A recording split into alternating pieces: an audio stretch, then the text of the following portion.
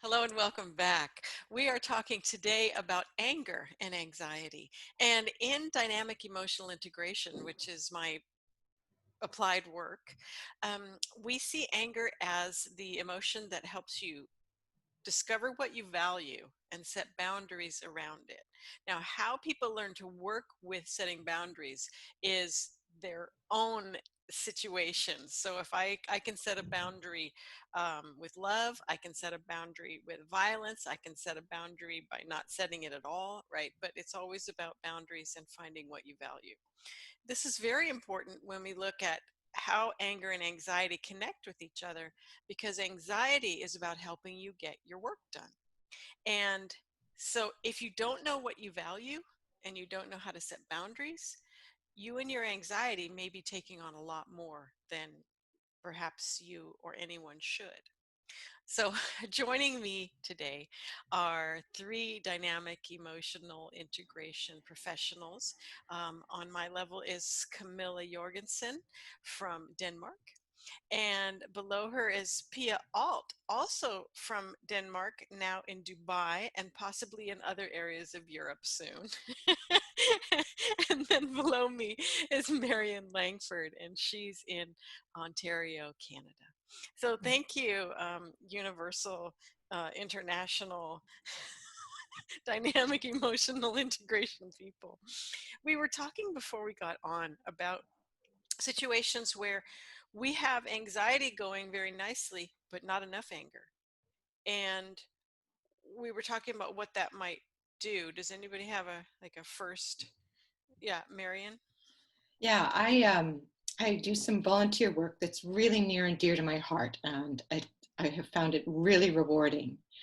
But because my anxiety loves to get things done, and because volunteer organizations almost always need lots and lots and lots of attention and work, was I found that increasingly I was just giving enormous amounts of time as the chair of the board of this organization. And at a certain stage, I needed to take a step back and really, in this sense, kind of pay attention to where my time was going, and to really pay attention as to whether even or not the extra time I was putting in actually held value, not only for myself, but for the organization. Was I maybe over committing and over paying attention?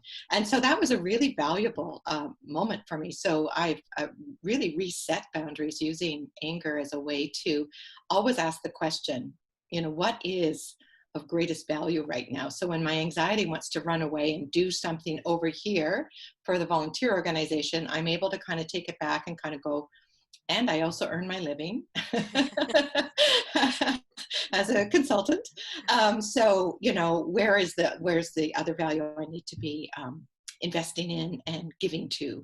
And I've been finding a much better balance now in terms of the hours I've been allocating to work that is meaningful to me in my volunteer role, but that balancing that and redirecting my anxiety to pay attention to other kinds of work.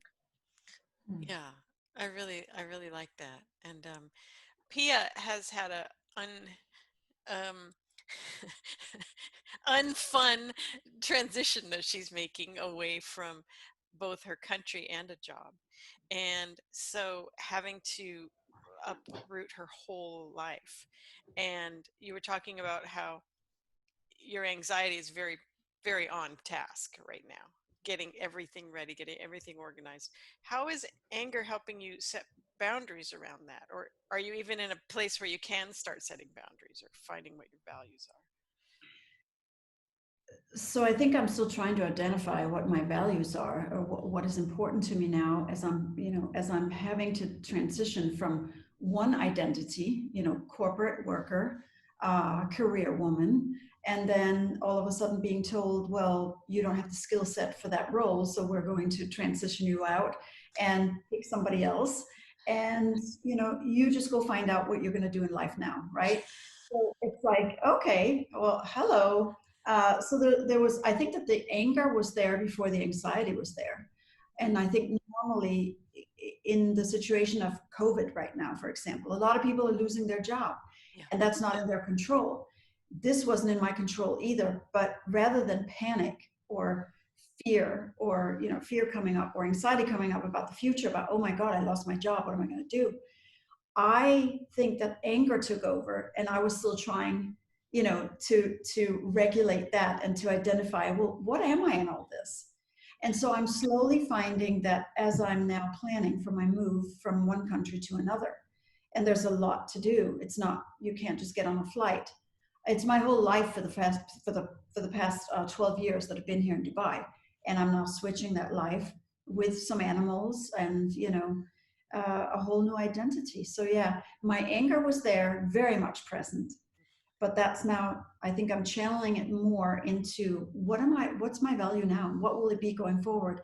And how can I now stay on task, do all my things, get the to-do list, down, and then just start doing. So that's what I'm facing right now. Yeah. Yeah, something I notice as a task-oriented person, and we talk about in the book about people who are task-oriented or who are deadline-oriented, and I'm definitely a task-oriented person. For me, and I say this, like, I've got my list of things to do here in the office, and then I go and I walk around the house and I notice, oh, that needs to be dusted. Right. It's not like I just walk around the house like a person. I walk around the house like a task-oriented person. And so I may get up to do something and then end up, I'm not polishing doorknobs. I'm not silly, but there's stuff to do. So I tend to go where the work is. Do you know what I mean? I flow where the work is.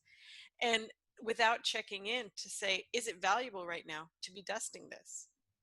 No, it isn't, right? But I have to use my anger to, what would you say? I don't want to say stop myself, but channel myself appropriately into where I'm going, or otherwise, my mom used to do this. She would be what did I come in this room for? Because all of a sudden all these things, she would completely lose what she was doing. So I've been having to continually check in with myself and say, really, is it important to reorganize the bookshelf right now? No, write it on a list.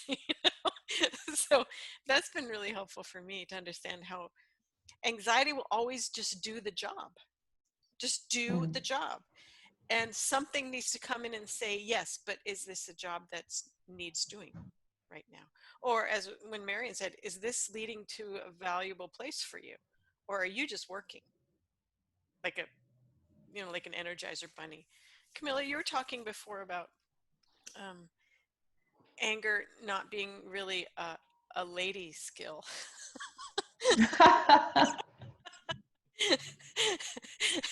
I've got lady skills, and anger isn't one of them. Yeah. Then usually they call you names. Yeah, if you use your anger as a lady, they'll call you names. But yeah, you were talking about how for women, anxiety may be. For I think for many women, we are brought up or conditioned to be likable or friendly. That the most important thing in the world is to be likable.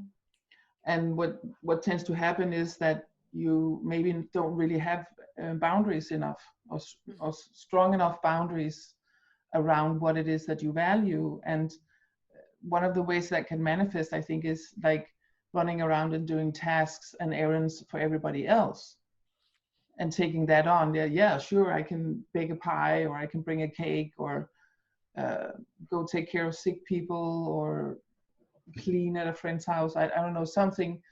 Other people, they say, hey, can you come and help? Yes, of course, so your anxiety can be very good at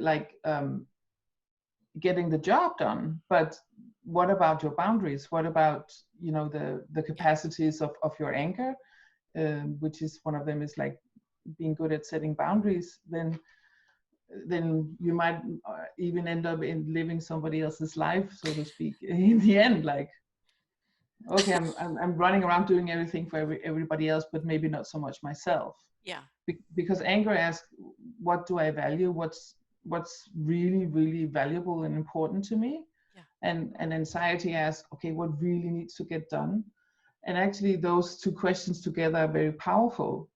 because you can get super focused and really like on task and get the most important stuff done when you know how to work these two together. Mm-hmm. Mm-hmm. Yeah. Yeah, I like that. And I do notice that, especially for me, anxiety can very much, um, I call it the anxiety train. I can just get on the anxiety train and just go and keep doing work and end up in a town I don't recognize. I mean, all the work's been done, but what town is this? And so anger might have told me, get off at this stop because you don't want to go any further. Yeah. Yeah. So, thank you so much for talking about these two important emotions, especially for women, especially for right now, as people are trying to figure out who they are and what's important and what kind of work they can and should do.